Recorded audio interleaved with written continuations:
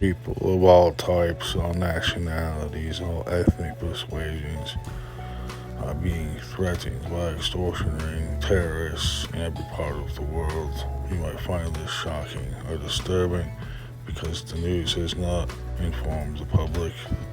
They have been threatened into keeping this a secret, but this is true. First, please try to imagine 500 people who are being held captive, and one terrorist is threatening to crucify all 500 of them if they are not paid an equivalent of $5 million a day. Imagine that the people who have enough money to give them $5 million a day know about this, while nobody else has been informed.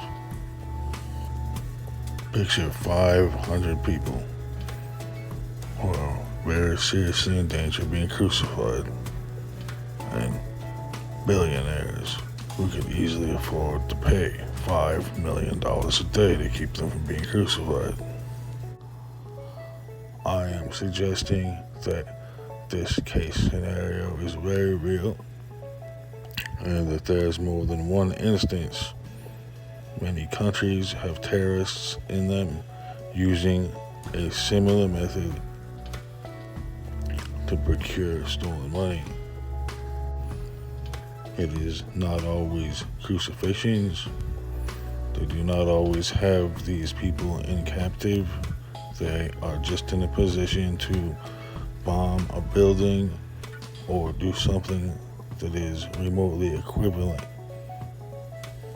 Next, I am suggesting to you that there are an estimated 5,000 crucifixions being performed every week,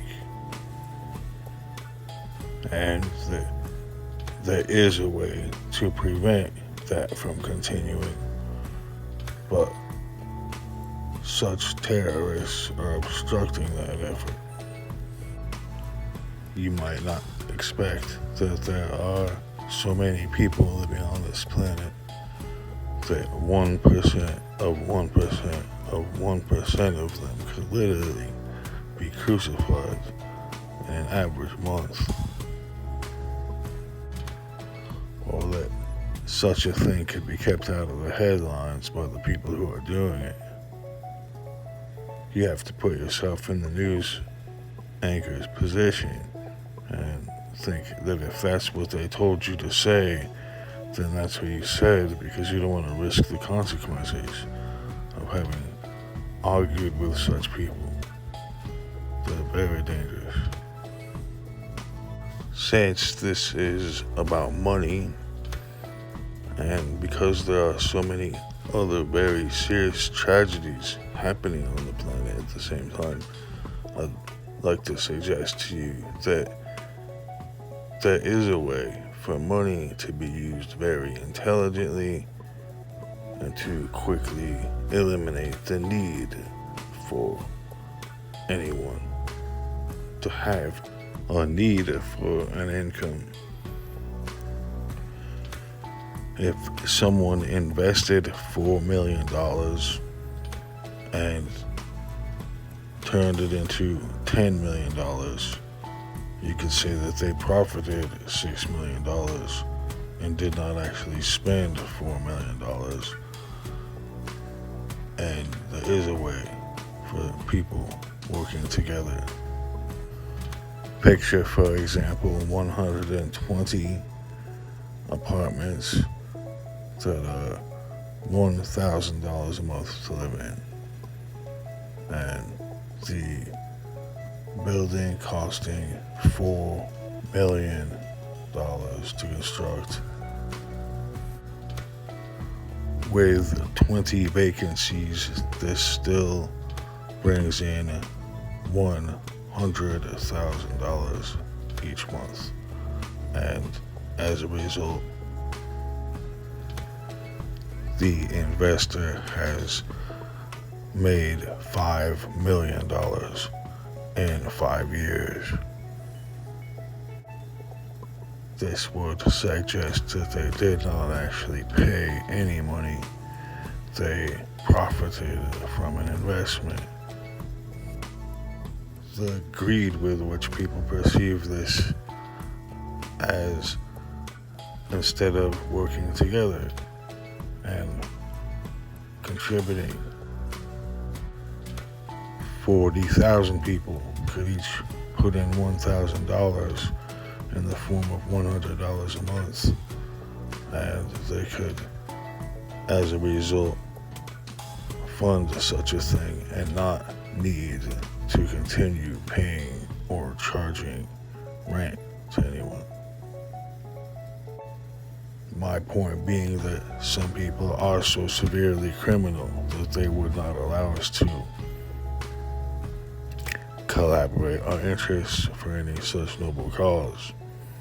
And they have intercepted these communications. For me to suggest that we sacrifice 500 people in order to prevent 5,000 people every month from being the victim of such a similar crime might transfer responsibility and guilt onto me instead of the actual perpetrators. Preventing things goes unnoticed because it didn't happen.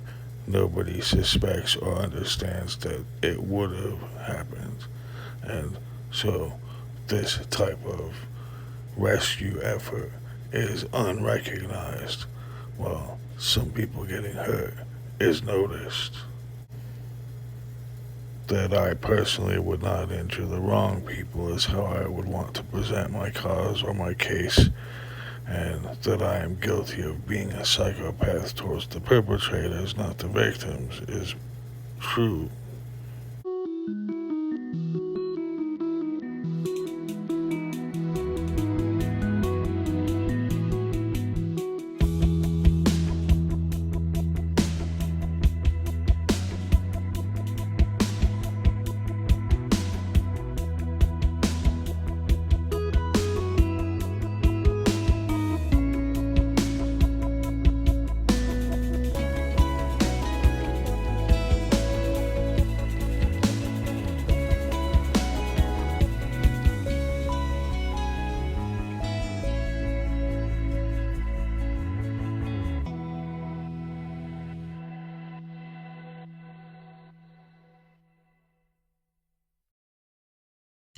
A psychiatrist gets paid $80 an hour to listen to people unloading toxic emotional garbage on them.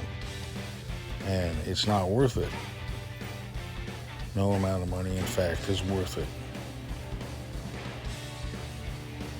And yet these psychiatrists have to lie to themselves because their patients are going to take offense if they don't like listening to them. They think that the psychiatrist is supposed to care about them and is supposed to like them, regardless of how much they're hurting them with all of this toxic emotional garbage they're unloading, all of this baggage, all this depression, all this anger. It is very taxing to listen to it. And so I'm suggesting if the IQ, the intelligence score of the psychiatrists are ever taken into consideration, they're looked at as what their IQ is. You're going to have fewer and fewer psychiatrists, and they're going to become more interested in screening their clients so that they don't have to listen to the worst problem people anymore. And as these lower IQ people, these less intelligent people, feel discriminated against in that profession, and a psychiatrist becomes something that they're not allowed to be anymore, they're going to spread ugly rumors about psychiatrists compared to what you already have. You already have them being called head shrinks, and you already have them being called all kinds of names. It is, in fact, such an issue that the things that a client tells a psychiatrist are not broadcast anywhere, that someone is able to tell them if they killed people or raped people or anything, and the psychiatrist can't go to the police with that information. They can't use that as evidence in a court of law. or else they can't practice psychiatry. And as a result of the fact that the psychiatrists have access to the kind of drugs that are illegal on the street, it becomes very easy for the kind of person who wants to sell those drugs to coerce a psychiatrist, to threaten their family, or to threaten to do violence to them if they don't give them a prescription for those drugs. It becomes someone who is in a gang of 80 members could easily show photos of that psychiatrist's family members and show them that they know people who will hurt them if they don't give them a prescription for those drugs. And the psychiatrist can't go to the doctors or the police or the clergy with that information because they have a confidentiality policy, which is just a license to say bullshit. Which is just a license to say bullshit. Which is just a license to say bullshit. Which is just a license to say bullshit. Which is just a license to say bullshit.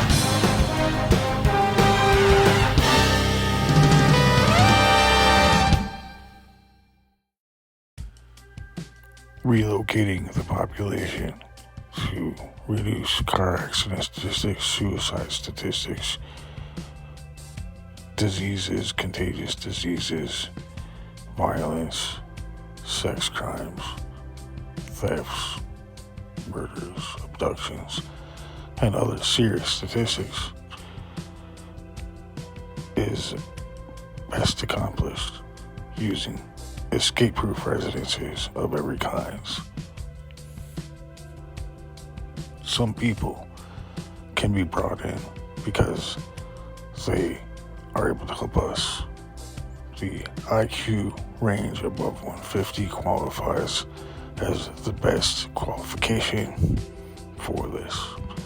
Those people who have a lower IQ turning themselves in so that they do not have to work, they don't have to pay bills, they remain inside of a secured residence. That is another method of preventing these tragic statistics. Interference from old dogs who cannot be taught new tricks. People who think you're supposed to do things like they did things. People who not get with the new and improved methods needs to be considered and recognized as a serious threat for us to fail to test people and make sure that they are not running around loose with defective ideas, counterproductive ideas is very unwise. We need to test these people. It's absolutely necessary. Using voice recognition, we can see in somebody's voice if they have an IQ above 150 or if they have a below average IQ, the average IQ being 100. The architecture that I am suggesting be used is constructed using robots only. People do not actually do the work, means that it's safe, there's much less risk of there being any mistakes, it costs less, and is quicker by far. Robots are able to work 24 hours a day, 7 days a week, and there are no job-related injuries involved.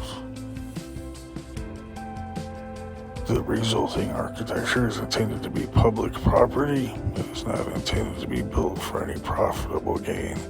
It is intended to be free and escape-proof, purely to put safety first.